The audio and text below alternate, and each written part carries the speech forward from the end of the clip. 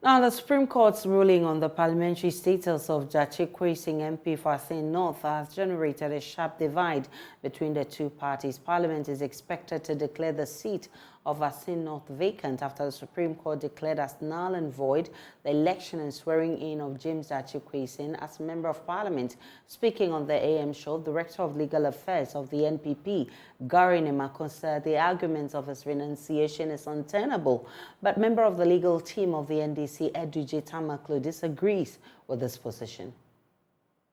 Somebody who you are in the country and they realize that you are a person who can be of extra charges, they will refuse it. If you put an application, you don't put the required fees, it will be refused.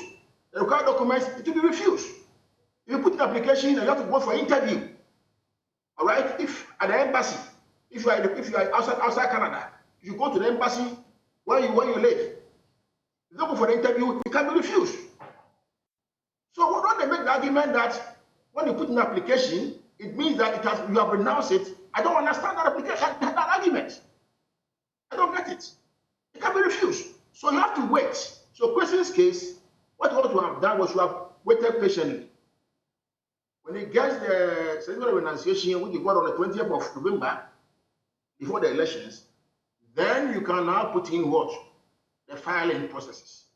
Clearly, at the 45 and 1994, I made it very clear that at the time when you are filing with the EC, you ought to have been qualified within the meaning of the 45 and 94, which means that you do not owe allegiance to any other country other than Ghana, and that you're a registered voter, blah, blah, blah, you don't owe taxes, blah, blah. All this must be there. Let's not forget that until the amendment was done, if you had a dual citizenship, you cannot hold a Ghanaian passport. And then the amendment was done to allow Ghanaian citizens to hold on to foreign passports at the same time hold on to Ghanaian passports. But the law said, as far as Ghana is concerned, they will not allow you to hold certain positions in Ghana. That is the law. That is the law, and that remains the law. Until such a time that the law is changed, that remains the law. So, I mean, I really do not understand why somebody will tell you, oh, you know, he put in the application, so the intention was that he's renouncing, and so therefore he has renounced. No, no, no, no. You go and check. And when they go and check, they realize that even to be eligible to file, there are conditions attached to it. That Rawlings' father is Scottish or Irish.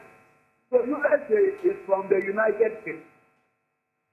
And so by reason of this, Rawlings needed to show a certificate of renunciation of his UK citizenship before he should be allowed to contest.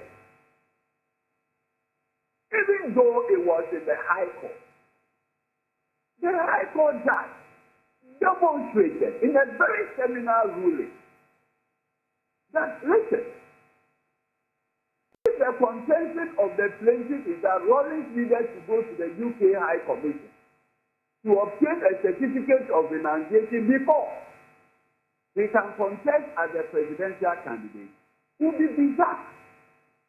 Because, like the judge reasoned, Rawlings, having joined the Ghana Armed Forces in the 1960s, okay, had taken the oath of allegiance to Ghana and only Ghana. Not only that, when he did the two coups, again, he took the oath of allegiance to this country.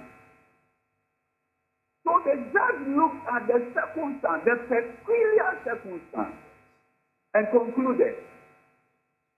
And that is how come the injunction that was brought by Quayson to stop the Rawlings, and that provision is the same as this provision. At that time, it was the PMDC law, which was to be used for the election then. That law had been transported. What lawyers will say is inquiry material with Article 94(2)(8), the same provision. So the operative word there is allegiance, not citizenship.